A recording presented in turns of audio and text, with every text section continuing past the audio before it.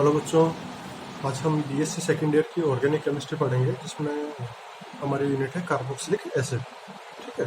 इससे पहले हम एल्डिहाइड और कीटोन वाला पार्ट पढ़ चुके हैं, तो उसी के क्रम में आगे बढ़ेंगे सर।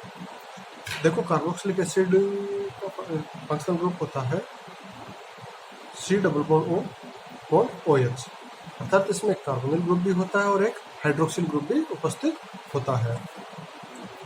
चलो, तो कार्बोनिल ग्रुप में कार्बो और हाइड्रोक्सिल का XYLX, तो ये दोनों मिलाकर क्या बनाता है? Carboxyl group. तब कार्बोनिल ग्रुप और हाइड्रोक्सिल ग्रुप दोनों उपस्थित हो।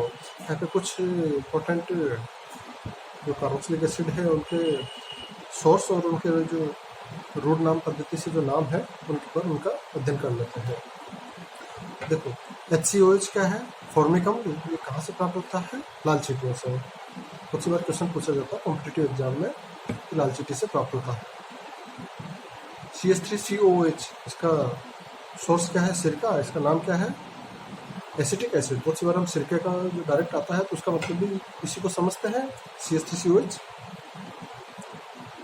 C3H7COH, ये किससे प्राप्त होता है? मक्खन से, बटर से, इसलिए इसका नाम क्या है? Butyric acid. C4H9COH, ये वेलेरियन पौधे की जड़ों से प्राप्त होता है, इसलिए इसको क्या नाम दिया गया है? वेलेरिक अम्ल। ठीक है, वेलेरिक अम्ल। ये हमारा कुछ इम्पोर्टेंट कार्बोक्सिलिक अम्ल थे, उनके नाम देख लिए हमने। चलो आगे बढ़ते हैं, इसे बनाने की मेथड्स का अध्ययन करते हैं। जो जनरल मेथड्स ऑफ प्रिपरेशन है उनको समझते हैं। देखो, एल्केन से कैसे बनाते हैं? एल्केन का ऑक्सीकरण करते हैं। किसकी उपस्थिति में? कैटलिस्ट लेते हैं CH3CO(Mn), इसकी उपस्थिति में इसका हाई टेम्परेचर प्रेशर पर अभिक्रिया करवाते हैं, तो ये क्या प्राप्त होता है? हमें कार्बोक्सिलिक अम्ल प्राप्त होता है। इसी तरह से एल्कीन से बनाते हैं। एल्कीन की अभिक्रिया किससे करवाते हैं? जैसे एसिटिलीन है, इसकी अभिक्रिया किससे करवाई? CO+H2O से। अम्लीय माध्यम में करवाते हैं तो क्या प्राप्त होता है? CH3CH2COOH। ठीक है, ये अभिक्रिया क्या कहलाती है? इसका एक नाम भी दिया गया है, कोच अभिक्रिया, कोच रिएक्शन। नेक्स्ट आता है कोच। एल्कीन है, इसका ओजोनीय अपघटन करवाते हैं बिना जिंक के। ठीक है, तो बिना जिंक के ओजोनीय अपघटन करवाते तो क्या प्राप्त होगा? फॉर्मेल्डिहाइड प्राप्त हो रहा था, और फॉर्मेल्डिहाइड बिना जिंक के किस में बदल जाता है? एसिड में, कार्बोक्सिलिक अम्ल में। तो फाइनल प्रोडक्ट क्या प्राप्त होता है हमें? बिना जिंक के डालते हैं तो कार्बोक्सिलिक अम्ल प्राप्त होता है, और अगर जिंक होता है तो हमारा एल्डिहाइड प्राप्त होता है। देखो, यहाँ पर एल्डिहाइड प्राप्त होता है और यहाँ पर कार्बोक्सिलिक अम्ल प्राप्त होता है जिंक के। बिना जिंक के कार्बोक्सिलिक अम्ल प्राप्त होता है। आगे बढ़ते हैं। एल्कीन की अभिक्रिया प्रबल ऑक्सीकारक की उपस्थिति में करवाते हैं, H+ और KMnO4 की उपस्थिति में, तब भी हमें कार्बोक्सिलिक अम्ल प्राप्त होता है। ठीक है, तो कार्बोक्सिलिक अम्ल प्राप्त करने के अलग अलग मेथड्स देख रहे हैं।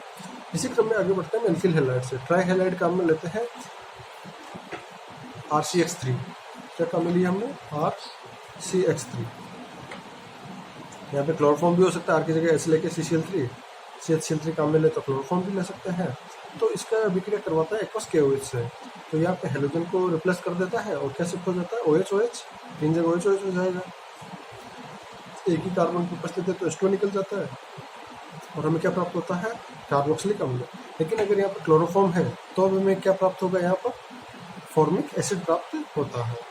ठीक है, यहाँ पे H है तो यहाँ पे H आ जाएगा, HCOH, फॉर्मिक एसिड प्राप्त हो जाता है। चलो आगे बढ़ते हैं। ग्रिग्नार विकर्मक की अभिक्रिया करवाते हैं RMGH+CO। ठीक है, यहाँ पर एक माइनस डेल प्लस डेल। ग्रिग्नार विकर्मक कैसे टूटता है? ये नेगेटिव चार्ज होता है और ये पॉजिटिव चार्ज होता है। तो नेगेटिव चार्ज जो एल्किल ग्रुप कहाँ जाएगा? कार्बन पर, और पॉजिटिव चार्ज कहाँ जाएगा? ऑक्सीजन पर। तो ये अभिक्रिया इस तरह से अभिनशित होती है। RC+O(OMgX), इसका जल अपघटन करवाने पर क्या होता है? H और OH प्राप्त होता है। इस तरह से हमें यहाँ पर क्या प्राप्त होता है? कार्बोक्सिलिक अम्ल प्राप्त होता है ग्रिग्नार विकर्मक के साथ। आगे बढ़ते हैं एल्कोहल के साथ में।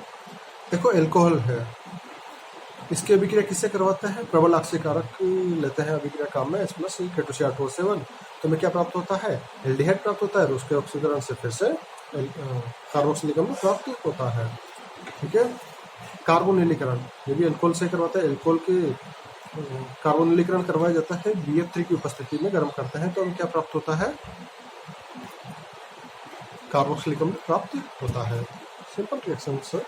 एसिड डेरिवेटिव्स हैं, ये हमारे एसिड डेरिवेटिव की इंपॉर्टेंट रिएक्शन है, क्योंकि हर एसिड डेरिवेटिव जब भी हम आगे एसिड डेरिवेटिव पढ़ेंगे तो वहाँ पे हर एसिड डेरिवेटिव से हमें एसिटिक या कार्बोक्सिलिक अम्ल प्राप्त करने की ये रिएक्शन हमारे काम में लेनी ही लेनी है। ठीक है,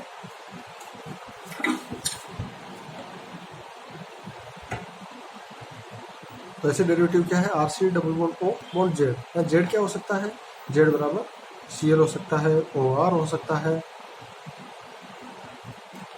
जो भी एसिड डेरिवेटिव के हमारे प्रोडक्ट होंगे वो सब हो सकते हैं।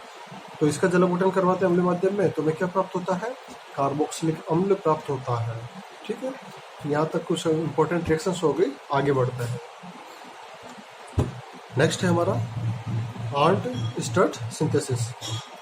इसका क्या है समझना, इसमें निम्नतम कार्बोक्सिलिक अम्ल से उच्चतर कार्बोक्सिलिक अम्ल बनाने होते हैं, या इस अभिक्रिया में संश्लेषण में निम्नतम कार्बोक्सिलिक अम्ल से उच्चतर कार्बोक्सिलिक अम्ल हायर कार्बोक्सिलिक एसिड प्राप्त होते हैं। देखते हैं आप निम्नतम लेते हैं, हम एथेनोइक एसिड लेते हैं। एथेनोइक एसिड की SOCl2 से क्रिया करवाते हैं तो हमें क्या प्राप्त होता है, एथेनॉल क्लोराइड। इसकी CH2N2 से भी क्रिया करवाते हैं तो हमें CH3C double bond O bond CHN2 प्राप्त होता है। ऐसे नाइट्रोजन निकल जाता है, N2 निकलता है, तो हमें क्या प्राप्त होता है, एसिड कार्बन प्राप्त होता है, जिसमें का रीअरेंजमेंट होता है और हमें ये उत्पाद प्राप्त होता है CH3CH double bond C double bond O, जिसका जल अपघटन करवाने पर हमें क्या प्राप्त होता है, एसिड प्राप्त होता है। जो कौन सा एसिड प्राप्त होता है, प्रोपेनोइक अम्ल प्राप्त होता है। ठीक है, तो प्रोपेनोइक अम्ल प्राप्त होता है एथेनोइक अम्ल से। यही हमारी आर्नट स्टर्ट सिंथेसिस अभिक्रिया कहलाती है। नेक्स्ट है आज की लास्ट रिएक्शन है बेयर विनेगर ऑक्सीडेशन। देखो बेयर विनेगर ऑक्सीडेशन में क्या करना होता है, कीटोन लेते हैं, कीटोन की पर एसिड से अभिक्रिया करवाई जाती है तो हमें कार्बोक्सिलिक अम्ल प्राप्त होता है। ठीक है, सिंपल सा हमारा रिएक्शन है, इसी को आगे क्लैरिफाई करते हैं। हमने कीटोन लिया, कीटोन की पर एसिड से अभिक्रिया करवाती है C6H5COOH।